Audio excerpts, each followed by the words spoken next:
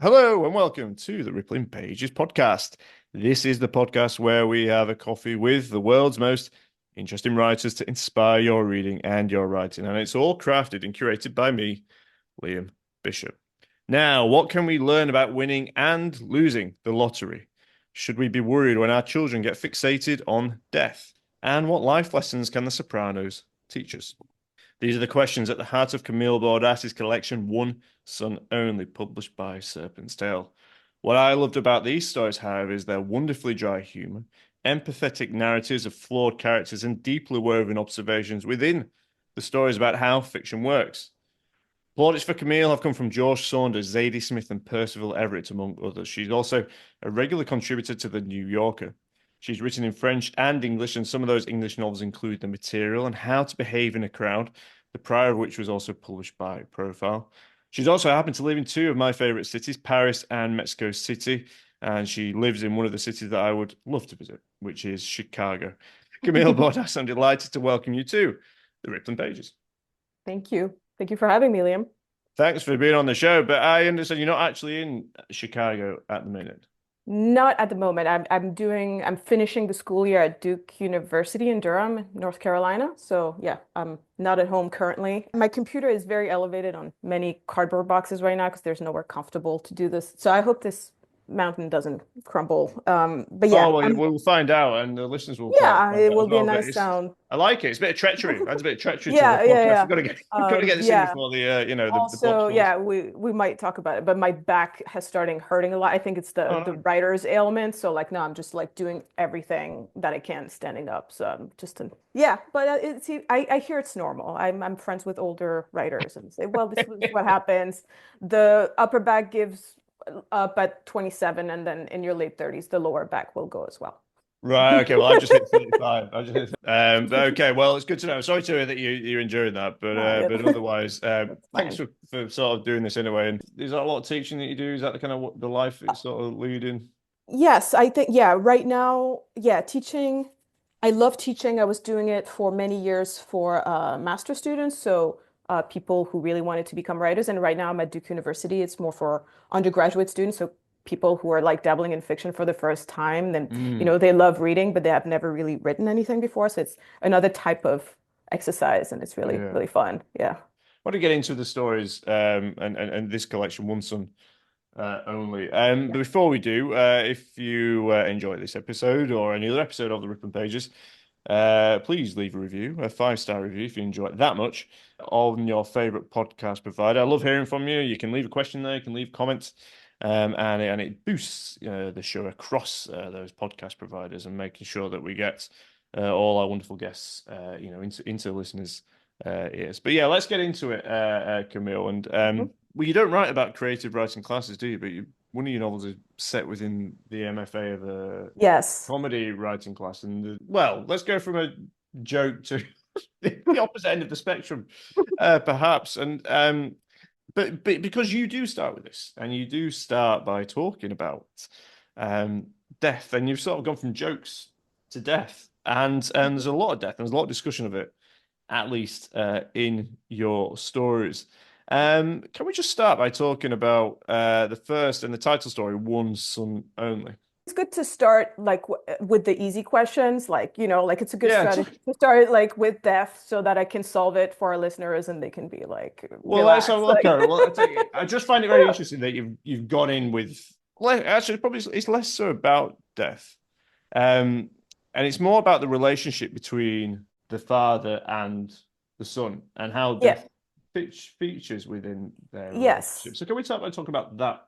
Yeah, I think, yeah, One Son Only, it was really hard to put this collection together. Like, this is 10 years of stories, basically, it's Mm, 12 stories, and there's definitely like thematic coherence there. Like, it does talk about, like, not talk necessarily directly about death, but there's a lot of, yeah. um, yeah, not always grief going on, but a lot of questions around it, which I think, like it is the big question. And so I realized when I was putting the collection together, I was like, oh, there's death everywhere in all these stories, and I don't want to start on a downer.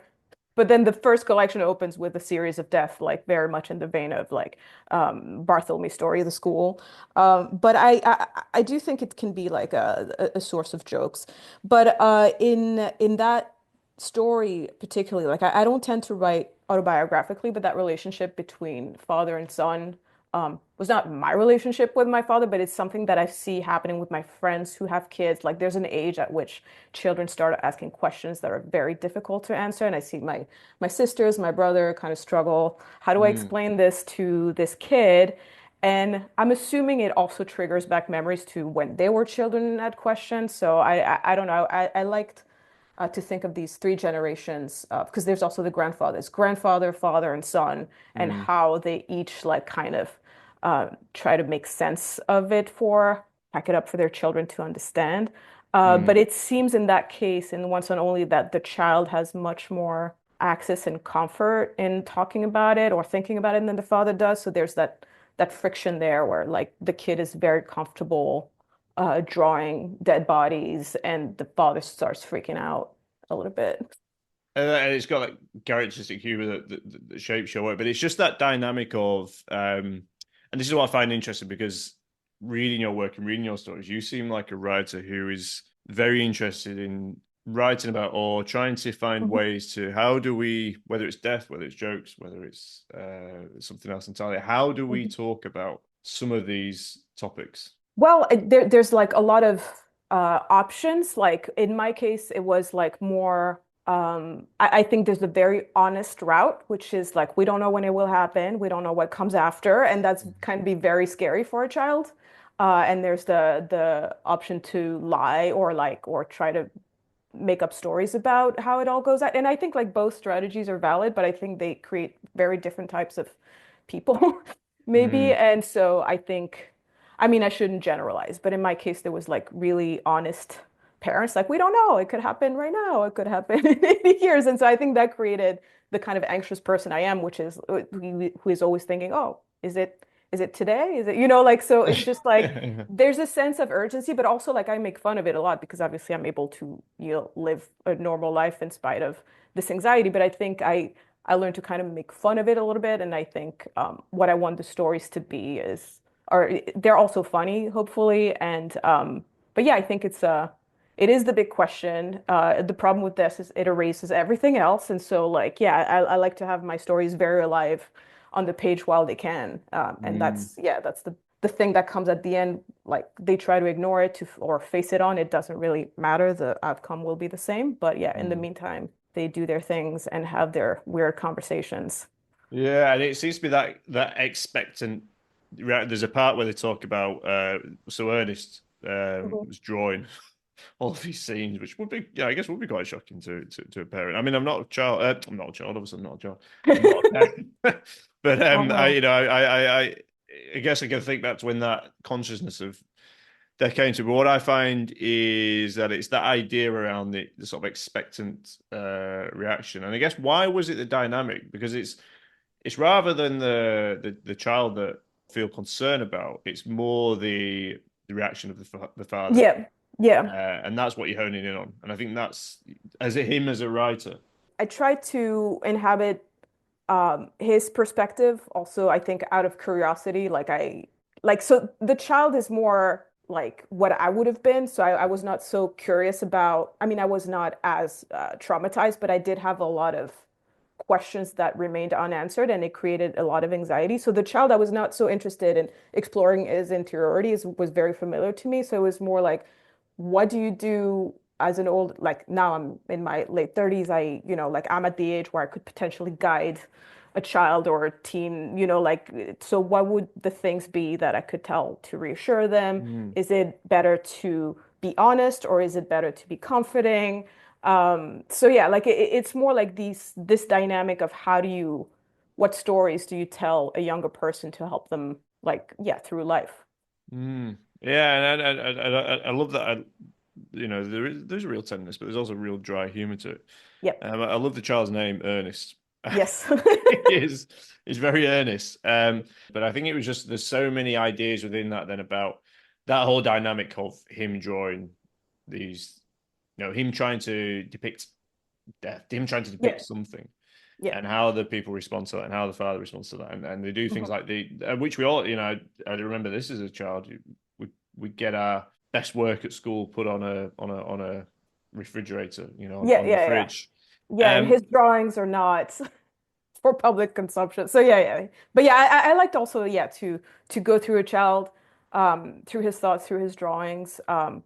Oftentimes my stories, they don't emerge from nonfiction that I read, but I did read this book about children's drawing in wartime, like what they, and so this book kind of made its way into the story, like how would a traumatized child draw like the sky or his village. And so, yeah, it kind of like crystallized with Ernest's perspective and art. Yeah, and it's that sense of taste, I guess, as well, which a child might not have. Yeah. They are prone to putting things out there, and because they're not Yeah. as in this world of manners as we Yeah. sort of learn as adults. You come from a sociology background, I believe. Yes, I do. Also, like, yeah, I think I read a lot of nonfiction, and most of it doesn't Mm. make it into my work, obviously, but sometimes I'm really drawn to the topic or a line or an image. And so, like, it's the same with the story Most Die Young in the collection about like this. I mean, it's not about, but there's like mention of this warless tribe of Mm. um like people who do not want to engage when when war is being waged on them, who are like, and so yeah, so the idea of a warless society really interested me, and so I kind of knew it would make its way into one of the stories that I wrote, and one day like it kind of collided with the perfect narrator for it. Mm. And so yeah, it's kind of like I don't make plans, but I read a lot. I think sometimes maybe I read too much. If there's, I mean, and so like all these things kind of like juggle in my brain, and at some point I trust that they will find their way to a story if they need to. Well, let's pull the lens out a bit. Let's pull the lens out, All right. and yeah, and you spoke about some other stories in there. And maybe then, because obviously the collection is stories have been published over a period of time. Some have appeared Yes. in New Yorker and elsewhere. Um, and pulling this together, can you tell us what else is going on in these stories, and perhaps what is? It's actually you spoke a lot about the books you read and reading a lot of nonfiction. Mhm. I don't know if you could tell just a little bit more about why it inspired stories rather than a novel. It's strange because I started my career. I mean, I didn't know it would be a career, but I started writing my first book in French while I still lived in Paris. And in France, as you know, like the novel is the king, the Mm. king, the kingly form. Like that's what every writer aspires to. There's not even a thought of writing a short story. It's almost like a dying or even a dead form by now. Like we Wow. read Maupassant in school, we read a little Mm. bit of Flaubert, Edgar Allan Poe, like in English class maybe. But yeah, the short story seems to really belong to the past, and so I didn't really get interested. I didn't even know it was alive before I moved to the US when I was like 25, and so. Mm. And my husband is really fascinated with short stories, and he gave me a list of like 200 short stories that I should read. And Oh, I wow. kind of became really it not only like fell in love with the form, but became really interested in trying to see if I could do something. And so I think my process with it is very different from the start than it is with a novel. I think, as I was saying, it's more like it's a line that I read in a book, like gives me a sort of feeling, or if like, or it bothers me, and I want to explore why it bothers me. And they're more like a possibility to experiment with language also because it's not as scary to embark on a short story than it is to embark on a novel. So I kind of Mm. play a lot with the stories and I'm not afraid to fail. Like if it's bad, I can just explode the structure and get back to work the next day and it's fine. Whereas a novel is obviously a lot harder to steer. Once you've made a mistake, you have to go back 100 pages and find the problem. With stories, it's just a lot more fun. And so I tend to know in advance not how long, but if it's a story or a novel for sure. And it's just Yeah. like kind of two elements colliding that I'm like, okay, I want to see what happens if I put like this chemical component with that chemical component and see like, yeah, kind of have fun with it. Whereas the novel, I tend to not know at all where it's Mm. going until I'm there with yeah. The idea of the childish creativity, I think that Mhm. is a thing that I've heard quite a lot, and Yeah. that form and that experimentation. And so the stories were primarily written in English, and then they've been published over Yeah. time. Yeah. They're all Um, written in English. It's all English from now on. Because as I said, I'm making progress in English, yeah, and I feel like now when I'm trying to write in French, it's a bit stilted. right. Like if you like English, the English language is my tool every day, and so Mm. it makes sense that I would get better at this writing in that language, but not Yeah, we've had a necessarily couple another. of, and I think it's that it's very interesting. And Katerina Volkmer, who I've spoke to a couple of times on this show, she's German. Hmm. She writes English, and she says, and on the subject of humor, actually, she says that the German language is not very funny. Hmm. Yeah. And is that the same for French? Because humor is a real tool for you, isn't it? Well, French is funny, and like there's some things that you can do with French that you can't with English, and there's this very this exercise of like swapping syllables, and like it's called the contrepétrie in French, and it doesn't exist in English. If you swap syllables, it creates an Ponto. entire joke. Contrepétrie, yeah, like it's a perfectly like innocuous sentence, but then if you swap syllables, it becomes like dirty or naughty or like Oh. and so like that's a real kind of punny game that French does. And I asked my husband if there was an equivalent in English. Yes, you'd never heard of it. So like it can be funny in some ways, but it's a little bit, I mean, of course it can be funny, but the English is a lot quicker in expressing, similar things. It has a lot of prepositions going on. And I have to translate my English works into French. So now I can see that, they're usually like 10 or 15% longer when I translate them into French. And so like there's a quickness to English that Mm. as I was saying, like when we were talking about death, and I want a lot to happen on the page, I want it to be moving all the time, even though the stories are not extremely plotty. I want each sentence to kind of be very muscly. And Mm. so, yeah, I think English is my language for that, and French is a little bit heavier. I can see why that could be then a problem for some of the stories and the way that you write some of the stories, because it really Yeah, relies on that sharpness, that wittiness, whether it's in the yeah, humor, yeah, the drollness, the droll, which is the French word, but the droll in English is a little bit different, isn't it? It's that kind of yeah, laconic humor that really shapes some of the interactions yeah, and the observations that you make. yeah. What we might do is might have a quick break on the Okay, ripping pages, okay. but do come back. We're going to talk more about Camille Bordas's stories. One son only. Did you know that there is a Rippling Pages Patreon, and for a small monthly fee, you can get exclusive member benefits. This includes Rippling Pages merchandise, specially curated craft insights and close reads, which might very well be of some of Camille's stories, and exclusive reveals of upcoming guests before anybody else. You also get a shout out on the show. So if you pay for that subscription, me and the writer, we will give you a much deserved shout out on the Rippling Pages. So if you fancy it, there is a link in my show notes. Otherwise, it's just great to have you here. Okay, let's get back into it. Let's talk more about One Son Only by Camille Bordas. How's your back? Is it okay? It's okay. It's okay. As long as I'm Oh, standing, it's fine. It's just there's okay. nowhere comfortable in this rental, so it's better to just Okay. stand. No worries. Have you got your coffee? Yes, I do. Okay. Well, welcome back to the Ripping Pages. Welcome back, Camille. Should we get into it?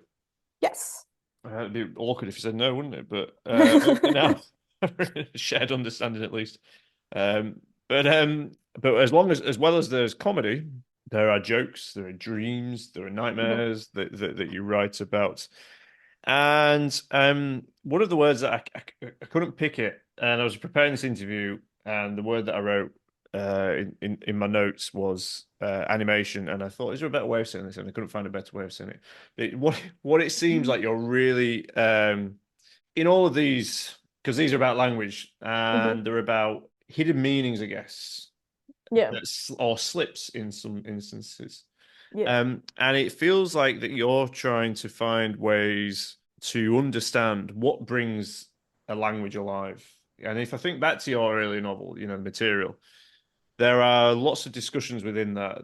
There's about an MFA about joke Mhm. writing and create Yeah. and stand up, but you Yeah. you get all of these little interactions, which is ironically quite funny, about how do you make a joke funny. And it's this seems to be this idea that you're trying to play with. What brings things alive. Well, intense revision. I think it's not like I'm really fascinated with people who are able to write 1,000 words a day, but a good day of work for me is like 50 to 100 words. Like that's a good day. It doesn't mean that I only wrote 100 words. It means I probably wrote 2,000 and deleted like 1,900. And Mm. as I go, like it's not like, oh, I write 2 pages and delete them. It's just like I really keep throwing things at the wall. I find a sentence I'm satisfied with and start the next 100 times. And then I find the next perfect sentence. And then, I mean, perfect, like that Mm. satisfies me in this moment. And so, yeah, I just, with everything that I put in place in a previous paragraph, I'm like, where does it go next? And like, I think when I was younger, I would just like kind of explore and just like write a bunch and see where it was going. And I don't do this anymore. I'm just like in the moment, like, what is the next thing that is the most surprising, the funniest, or the most illogical, like that fits the rest of the story. So, yeah, how to bring, and I really like the word animation, by the way. I think it Mm. is a good word. But yeah, like there's a thing when you start writing that you think, um, you need to describe the landscape or you need to have these like reflective moments on the side, on the part of the narrator. And as I keep like grow as a writer, it's like, no, you don't need, like, there's no prescription that, we need to see what the room looks like. And also, I'm really not good at description, so that works for me. So I just do, I follow the logic of that character and really try to go for the next logical thing without wasting anyone's time. And maybe it goes back to the obsession of like, let's not waste time. We're all going to die. Well, it's also that, but it is all, thank you for that insight. It's really interesting, but it's also that thing about it is about the language and it is about the story and it's Yes. about the craft, but it's also about, perhaps in relation to that idea of death or non-being, and whether it is death or not. But either way, it's just, the whole irony of that, the once and only discussion we've had is that the child has brought to life an idea of death, Hmm. and there seems to be something of an essence here about how what is it that animates us as people, and if that is in relation to language. Yeah, I don't know. Like I think like I'm not a philosopher. Mm. So this feels like a huge philosophical question. Like I can only answer for myself. And I think, yeah, what animates me is language. Mm. And I was listening to like someone like I think it was a rabbi was talking about Oh, okay. death. Like she wrote a book about, and I haven't read it yet, but it seemed right up my alley. Her name is Delphine Orville, and she wrote a book about how to explain death to children. And so like you saw that's definitely like in line with Once and Only, but it came out like, yeah, a few months ago. And she had a line that's like, death is not the opposite of life, it's the opposite of language, which sounds really Wow. good. And I don't know what it means, but it rings true to me. And I think one of my biggest problems with death is that you can have a conversation with the people and they can answer back. And so I think I like to have like a quick conversation that kind of encompasses a lot that so yeah, like I love having like chatty characters. I love to have them misunderstand each other also, like in deep or Mm. very Yeah. small ways, like they just mistake one word for another or mistake the whole point of the conversation. It doesn't matter. Like I think yeah, that's what keeps me animated. That is very interesting and very Mhm. deep. I wouldn't expect you to speak for everyone, but that is a very, I'm sure that would be a feeling that people share. And I think, but on that idea, I can see why misapprehensions are so interesting to you, Yeah. because it's about those covert meanings that sort of slip into the everyday, Mhm. perhaps Yeah. revealing a different reality. But also, your dialogue is fantastic, Yeah. and it is. It reminds me of I listened to. I don't know if you know Gwendoline Riley. Yes, I do. Yeah, Right. yeah. Yeah, Everyone. she writes about how when she writes dialogue that she purposefully makes one character not respond to the other character, and Mhm. that is something that brings alive those misapprehensions. Yes. And you remind me a little bit of that, but it's also there's a real fluidity to it as well. Yes. Your dialogue, Yeah. and where does that come from? Then is that an observation? Is it something that comes in the creation of it? Are you sort of taking things from? Because the Well, dialogue can be really hard to write for those yeah. for an Yeah. upcoming writer, can't it? And I think, yeah, that's when the delete key is very handy because like I can write like 2 pages of dialogue and then like not summarize but like shrink it down to like 5 lines. So it's not exactly natural in the way that, I mean, I haven't read all of Nosgard's novels, but I read a little bit and like the dialogue was extremely natural in as much as it was like hello, hi, how are you doing? Yes, I'm okay. How about you? Like, did you bring the beer? You know, like so Yes. my dialogue is not natural in that way, but it tries to get at like, yeah, the kernel of yeah, what is the shared understanding or the misunderstanding? Because it's just like how to get again, like I try to have things move quickly because I'm really aware I'm not writing a thriller. So like the energy and the tension comes from the sentence. So like it needs to happen very fast. So it is natural, but in a artificial way, Mm. artificially shortened. I don't know, misunderstandings are so funny because they're just like funny on a first layer and then on a deeper layer, it can have obviously huge consequences. And like I was rewatching The Sopranos for the fourth time, and there's like oh my, there's so much there, but like they misunderstand each other constantly, either because there's a bad phone connection or just like because of a weird accent or something. And so it's just like it drives the plot, and in their case, with like massive consequences sometimes. Yeah, language has consequences. You know, it's not Mm. all murders and alien invasion. Sometimes you just misunderstand a word and it can just, blow your life apart. But There's a warning for yeah, you all. But it is we live in a world where that feels yeah, quite accentuated at the moment, doesn't yeah, it? yeah, yeah. We have to be careful about the words we choose, and Yes. but also what about how we misunderstand ourselves as people?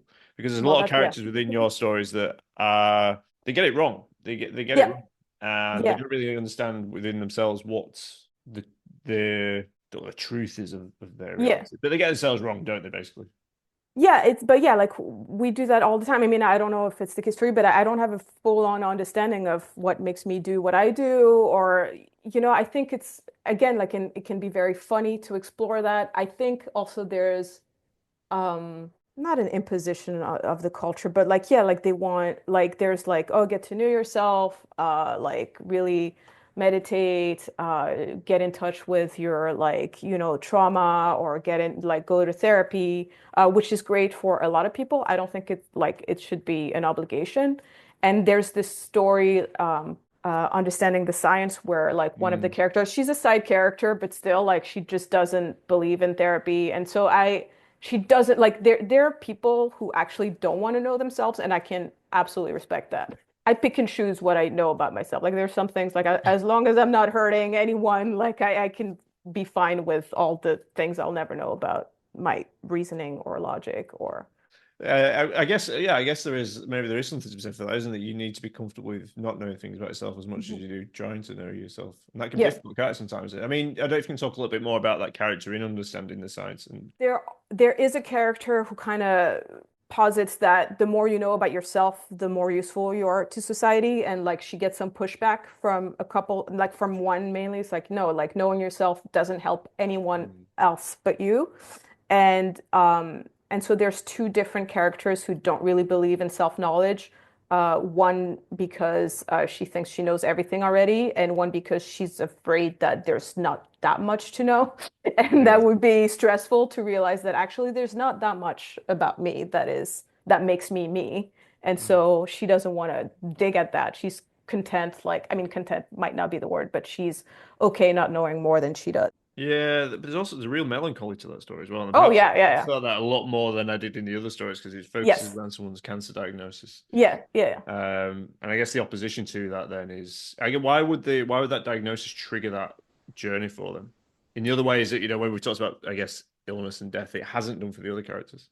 Well, we meet the characters. They're actually celebrating the remission of Mm. their friends, so it's not as dark as it sounds. However, I think it got them all a little too close to thinking about their own mortality, obviously, and so like they've all come away. Yeah, it's a group of friends. They're all Yeah. in their 40s, and I think it's they didn't expect to have to think about it so young or so early, and so I think they've all kind of I think this character who wants to know herself more and is like trying to track her carb intake and all of that, like know yourself on many, many levels, not just Yeah. like the way her brain works, but the body and all that. Like I think it can take you in like very different directions of I'm going to do everything I can to make sure I never die, or like I'm going to take care of myself and know myself, and the others are like, you know what, it's going to happen anyway, so I might as well enjoy it. So, That's one of those stories also where sort of the narrative arc of your stories is not linear.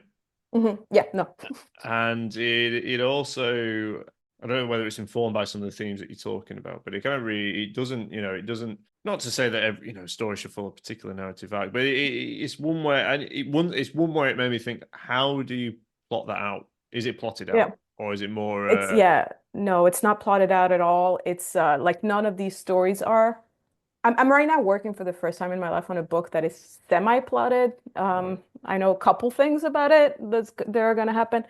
But no, this is more like what I was talking about with experimenting and having fun with the form of the short story. This one is like it's a third person narrator. So I was like, you get midway through the story, maybe like three-quarters of the way through the story, I was like, oh, what if like now I jump to this side Mm. character and because he became interesting to me, the character of the actor that kind of crashes their dinner party. And so um it is strange because like that's definitely a story that uh, my mother doesn't comment a lot on my work, but this one she sent me a text that I didn't understand this one, and I'm like, Okay. I don't fully either. I do think like there it does create.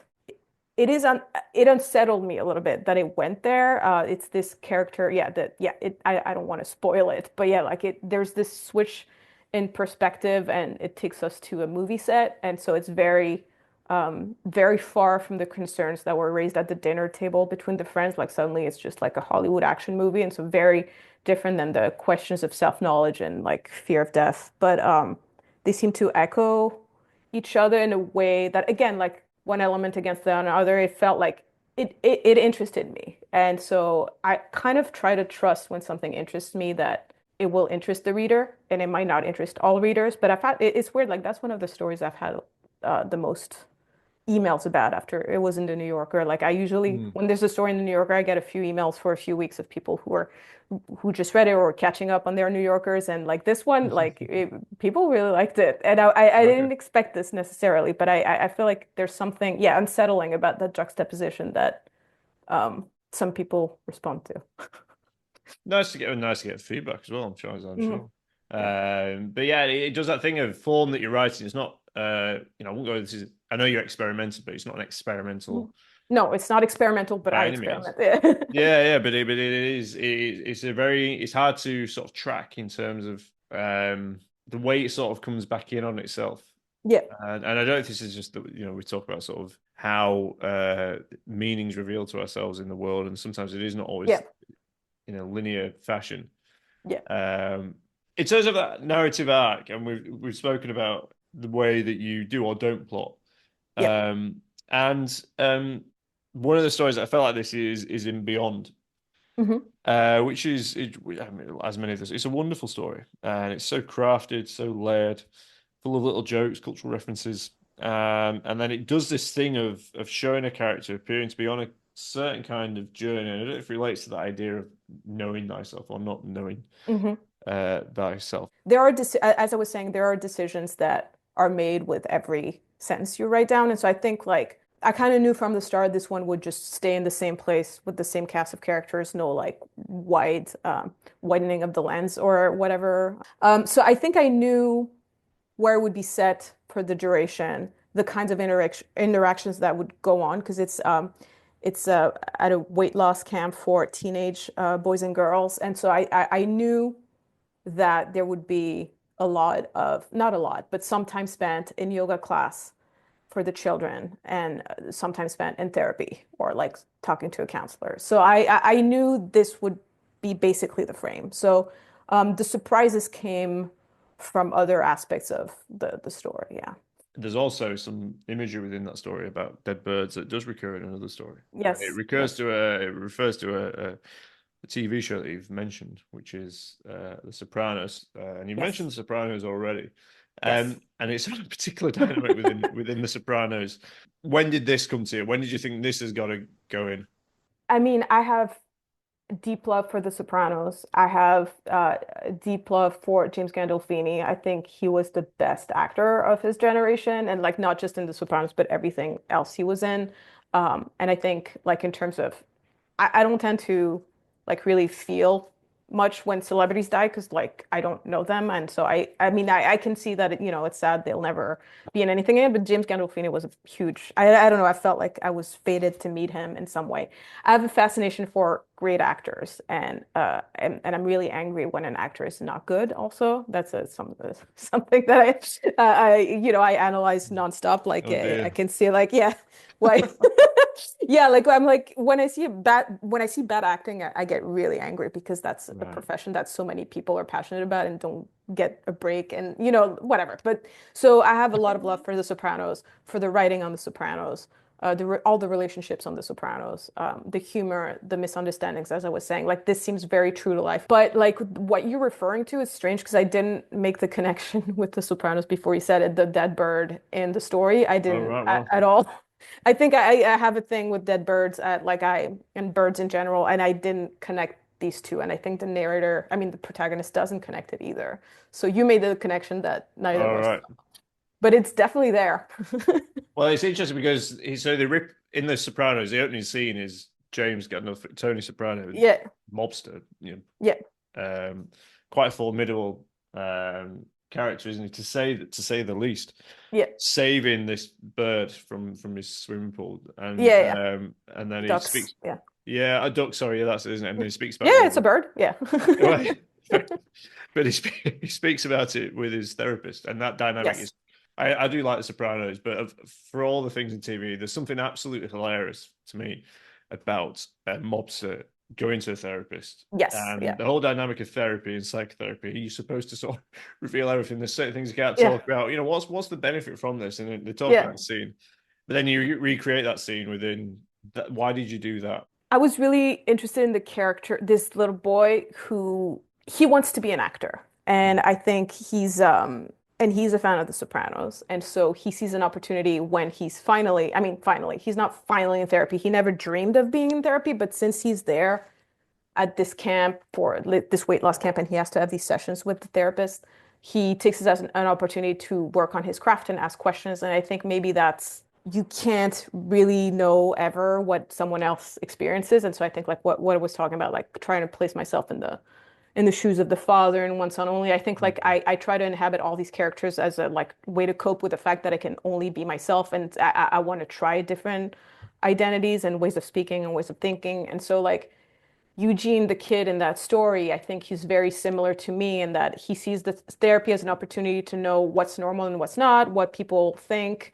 And so he's interested in the therapist and he asks her if her experience is in line with the Sopranos therapist. Mm. And she kind of like always feeds him his own questions back. So she Yeah. never really answers because her role is not to talk about her life, you could say. Like but I think that's very tragic in the context of Eugene because he really wants to get away from himself and he's always sent back to like analyze his own problems and really think. Mm. I don't think he really wants to think that much about what brings him here. He wants to shed the weight. He's not yeah, and I don't think, I mean, I don't know. The way I see it now, but as I was writing, I was not really sure what it meant, if it means anything, but I just thought it was funny again, like in their dynamic, in their dialogue, to have her like repeat his questions to him. So I thought it was a funny dynamic, and as often with funny things, like it ended up being quite tragic when you realize that the kid really wants to know what she thinks, Mm. and then it's like, no, you're trapped within yourself. Like we're gonna focus on you right now. So And that yeah. can be difficult, and that is part of therapy, isn't it? I think, and I think that, yeah, I wonder if that's as you speak about it, one of the lingering against sadness for Eugene and for the other characters is this because he has a relationship and he doesn't give it his full attention, and Yeah. he's not particularly pleasant sometimes. No. Think he's thinking about himself a lot, but he's also not really able to sort of think about himself in the way that the therapist wants to think. Yeah.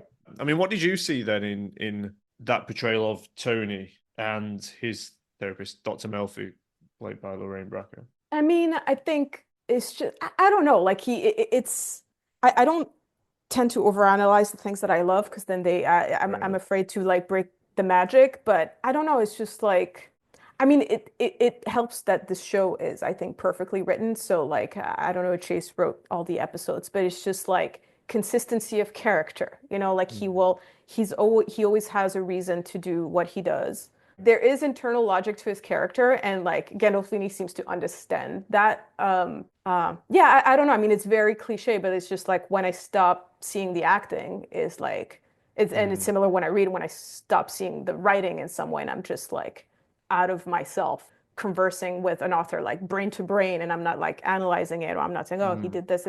It's not showing off. It's just like presenting me with the perfect version of a character. Even though I know it's fiction, for a second I forget it. When art works, it's quite something. Yeah. Do you get that same feeling with writing then? If you see a bad actor, do you get the same feeling with writing, or?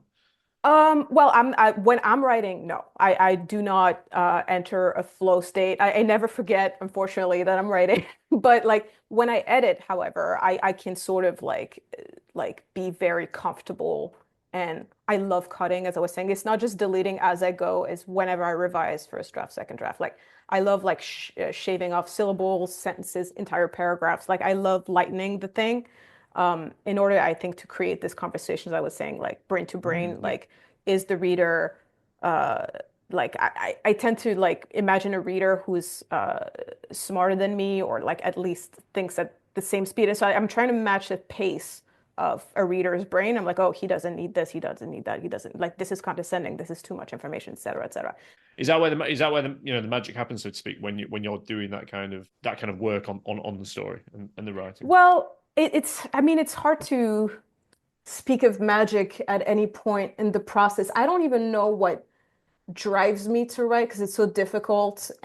But I think, yeah, there are, I think, magical moments where something surprises me and I'm like, oh, this is definitely the next move. And I think with the story presentation on Egypt, this occurred like a couple times, and I remember those feelings of like, oh, everything is makes sense now. For a second, I see the story, and then it gets dark again. But like mornings of work where everything like they make it worth the not the struggle, but the like doubting yourself for like weeks and weeks and weeks, and then suddenly you see that opening, and then you just run for it, and I guess that's the magic. But it's hard to put into words. I think it's just like it's the Picasso thing that inspiration finds you at work. Like I never have a great idea, but once I'm working, sometimes after struggling with a paragraph for like 6 days, suddenly I see the way through. Like that's the beauty of it. Like that's the magic moment. But it happens like 5 times a year. But that's enough. That's enough Numbers to game. It's a numbers yeah. game after all, isn't it? Yeah. Yeah. But it is all within those stories, and that's what I said in the introduction. Those really deep questions about how fiction works, because your stories are full of people trying to make things work. You know, the coloring. Goodness gracious, that's hard to say. Yeah. Coloring Colorado, the pinata story. It becomes this way of the motif suddenly works for the character. Yeah. It's a it's an act of plagiarism, isn't it? Ultimately, and you know, I think to Andres, who writes the conversation books. Yeah. And he's really trying to create these really elaborate narratives, and the editor's like, you just don't really need to do all this stuff, and something and an old piece from a previous piece works in that. And it's just those moments of reflection do lead to a cohesive whole. I would say. And well, in any case, your stories are here to read, as your novels, and then also if you can speak French or you're interested in learning French. There's some French language to read, which I'm very, very interested in doing. But One Son Only and Other Stories is published by Serpent's Tail, and it's out now. But otherwise, Camille Bordas, thank you very much for joining me on. Thank you so much. Pages. Thank you. It was fun.